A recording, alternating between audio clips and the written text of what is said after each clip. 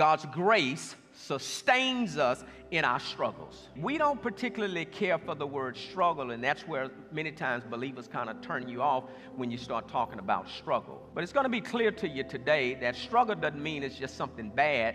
It could just mean it's just something that you're having to go through in your life, and you're not able to walk through it as usual, but you got to struggle to get through that thing. And some stuff in your life, if you want, you're going to have to fight to get it. You're going to have to struggle through it just to get it. Some stuff you're going to have to fight for. And there's a quote that says, anything worth having is worth fighting for. Stop running from the struggle, because sometimes it's the struggle that builds us. So God's grace sustains us, and that's the beauty of it, that God's grace sustains us in our struggle. That's why the struggle doesn't take you out, because God's grace sustained you in the struggle. That's why you have a testimony now on the other side of that struggle. Are y'all hearing me this morning? But you had to struggle for that. You paid for that. Nobody gave you that.